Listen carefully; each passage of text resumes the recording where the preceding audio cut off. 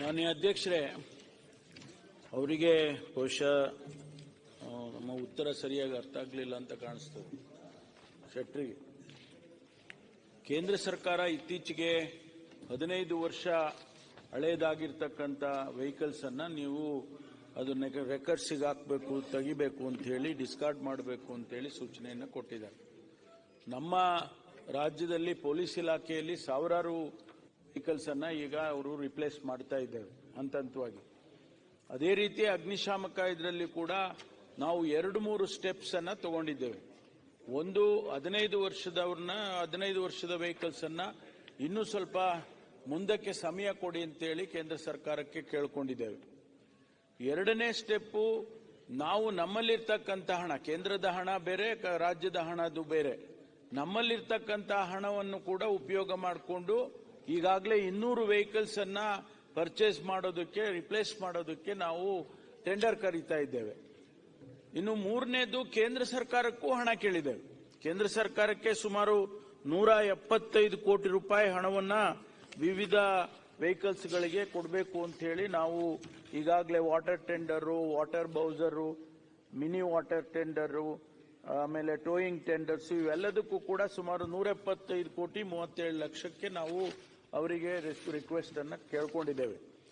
ಇದ್ರ ಜೊತೆಗೆ ಇದನ್ನ ನಾವು ವೆಹಿಕಲ್ಸ್ ಅನ್ನ ಈಗ ಟೆಂಡರ್ ಏನ್ ಕರೆದಿದ್ದೀವಿ, ವೆಹಿಕಲ್ಸ್ ಬಂದ ನಂತರ ಇದು ಸ್ಪೆಷಲೈಸ್ಡ್ ವೆಹಿಕಲ್ಸ್. ಯಾವುದೋ ಒಂದು ವೆಹಿಕಲ್ಗೆ ಅದಕ್ಕೊಂದು ಟ್ಯಾಂಕರ್ಸ್ ಕುಂಡಿಸ್ಬಿಟ್ರು ಅದನ್ನ ನಾವು ಯೂಸ್ ಮಾಡಕ್ ಬರೋದಿಲ್ಲ. ಈ ವೆಹಿಕಲ್ ನಾವು ಆರ್ಡರ್ ಮಾಡಿದ್ರೆ 1-2 ವರ್ಷ ಬೇಕು. ಇದನ್ನ ಮಾಡೋದಕ್ಕೆ ಇಡೀ ನಮ್ಮ ದೇಶದಲ್ಲಿ ಇರೋದೇ ಒಂದು 8-10 ಕಂಪನಿಗಳು ಮಾತ್ರ ಇದಾವೆ.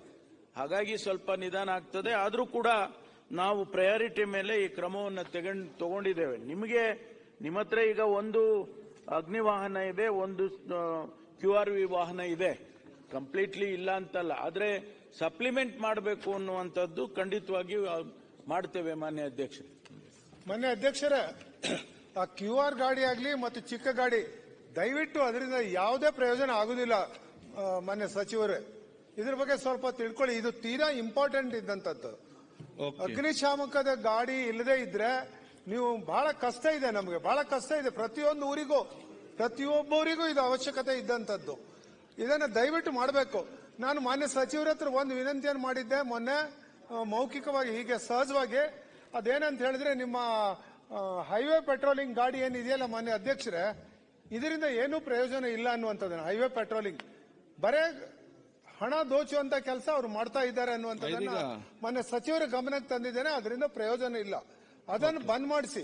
ಇದ್ರ ಬಗ್ಗೆ ಮೊದಲನೇ ಆದ್ಯತೆಯನ್ನ ದಯವಿಟ್ಟು 2 ಸರ್, ನನ್ನ 20 ಕಿಲೋಮೀಟರ್ದಲ್ಲಿ ಒಂದು ಕುಮಟಾ, ಇನ್ನೊಂದು ಹೊನ್ನಾವರ, 20 ಕಿಲೋಮೀಟರ್ ದೂರದಲ್ಲಿ.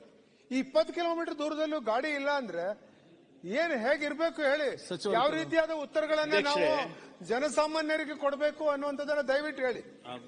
ಮಾನ್ಯ ಅಧ್ಯಕ್ಷರೇ, ನಾವು ಒಂದು ಪಾಲಿಸಿ ಮಾಡಿದ್ದೇವೆ ಕರ್ನಾಟಕದಲ್ಲಿ. ಪ್ರತಿಯೊಂದು ತಾಲೂಕಿನಲ್ಲೂ ಕೂಡ ಒಂದು ಅಗ್ನಿಶಾಮಕ ಠಾಣೆ ಇರಬೇಕು, ಅಗ್ನಿಶಾಮಕ ದಳ ಇರಬೇಕು, ಅದಕ್ಕೆ ಸಂಬಂಧಪಟ್ಟಂತೆ ಎಕ್ವಿಪ್ಮೆಂಟ್ ಎಲ್ಲ ಇರಬೇಕು ಅಂತೇಳಿ ನಾವು ಪಾಲಿಸಿ ಮಾಡಿದ್ದೇವೆ. ಅದರಿಂದ ಹಂತವಾಗಿ ಎಲ್ಲ ತಾಲೂಕುಗಳಲ್ಲೂ ಕೂಡ ಆ ಫೆಸಿಲಿಟೀಸ್ ಅನ್ನ ಮಾಡಿಕೊಡ್ತೇವೆ. ನಿಮಗೂ ಕೂಡ ಏನು ಈಗ ನಿಮ್ಗೆ ತೊಂದರೆ ಇದೆ, ಪಕ್ಕದಲ್ಲಿರ್ತಕ್ಕಂಥ ತಾಲೂಕುಗಳಿಗೂ ಕೂಡ ನಾವು ಇನ್ಸ್ಟ್ರಕ್ಷನ್ಸ್ ಕೊಡ್ತೇವೆ. ಎಮರ್ಜೆನ್ಸಿ ಟೈಮ್ ನಲ್ಲಿ ಇಲ್ಲ ಸರ್, 20 ಕಿಲೋಮೀಟರ್ ದೂರ ಟೈಮ್ ನಲ್ಲಿ ಕೂಡ ಅವಕಾಶ ಮಾಡಿಕೊಡ್ತೇವೆ. ಅದರಿಂದ ಸದ್ಯದ ಪರಿಸ್ಥಿತಿಯಲ್ಲಿ ಏನಿದೆ, ನಾವು ಟೆಂಡರ್ ಕರೆದಿದ್ದೇವೆ, ಆ ವೆಹಿಕಲ್ಸ್ ಬಂದ ತಕ್ಷಣ ಆದ್ಯತೆ ಮೇಲೆ ನಿಮಗೂ ಕೂಡ ಕೊಡ್ತೇವೆ. ಸರ್, ತಾವು ಹೇಳಿದ್ರಿ 2 ವರ್ಷ ಬೇಕಾಗ್ತದೆ ಮ್ಯಾನುಫ್ಯಾಕ್ಚರಿಂಗ್ ಗೆ ಅಂತ ಹೇಳಿದ್ರಿ. 2 ವರ್ಷ ತನಕ ಹೇಗೆ ಸರ್ ಕಾಯುದು?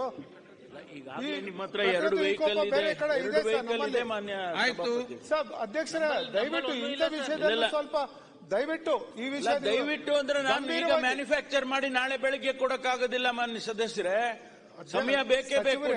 ನೀವೇನೇ ಒತ್ತಾಯ ಮಾಡಿದ್ರು ಕೂಡ ನಾನು ಇವತ್ತು ಪರ್ಚೇಸ್ ಮಾಡಿ ಅವ್ರಿಗೆ ಕೊಟ್ರೆ 2 ವರ್ಷ ಬೇಕು. ಅದನ್ನ ಶಾರ್ಟ್ ಕಟ್ ಮಾಡಕ್ ನನ್ನಿಂದ ಆಗುತ್ತಾ ಹೇಳಿ? ನೀವೇ ಹೇಳಿ. ತಮ್ಮ ವಿಚಾರದಲ್ಲಿ ಹೇಗಿದೆಯಾ? ಅಲ್ಲ, ನೀವೇ ಹೇಳಿ. ದೊಡ್ಡ ಪ್ರಮಾಣದಲ್ಲಿ ಬೇಕಂತ ಇಲ್ಲ, ಇನ್ನೊಬ್ಬರು ಅಲ್ಲಿಗೆ ಕೊಡಬೇಕಾಗ್ತದೆ, ಬೇರೆ ಏನು ಮಾಡ್ಲಿಕ್ಕೆ ಆಗೋದಿಲ್ಲ ಮಾನ್ಯ ಅಧ್ಯಕ್ಷರೇ. ಡಾಕ್ಟರ್ ಭರತ್ ಶೆಟ್ಟಿ ಇಲ್ಲ ಅಧ್ಯಕ್ಷ ಸಚಿವರೇ, ಬೇರೆ ಸ್ಟೇಷನ್ ಅಲ್ಲಿ ಇದ್ದದ್ದು ಒಂದಾದ್ರೂ ಕುಮಟಾ ಕಳಿಸುವಂತದ್ದು ಮಾಡಿ. ಆ ರೀತಿ ಪಕ್ಕದಲ್ಲಿ ನಾನು ಹೇಳಿದ್ನಲ್ಲ, ಪಕ್ಕದ ಸ್ಟೇಷನ್ಸ್ ಅಲ್ಲಿ ಏನಿರೋದು ಎಮರ್ಜೆನ್ಸಿ ಬೇರೆ ಕಡೆ 2-3 ನಿಮಗೆ ಉಪಯೋಗ ವೆಹಿಕಲ್ಗಳು ಮಾಡ್ಕೊಳ್ಳೋದಕ್ಕೆ ಇದ್ದಾವೆ. ಅವಕಾಶ ಬೇರೆ- ಮಾಡ್ಕೊಡ್ತೀವಿ. ಬೇರೆ ತಾಲೂಕಿನಲ್ಲಿ ಒಟ್ಟಾರೆ ನಿಮಗೆ ತೊಂದರೆ ಆಗ್ದಂಗ್ ಮಾಡ್ಕೊಡ್ತೀವಿ.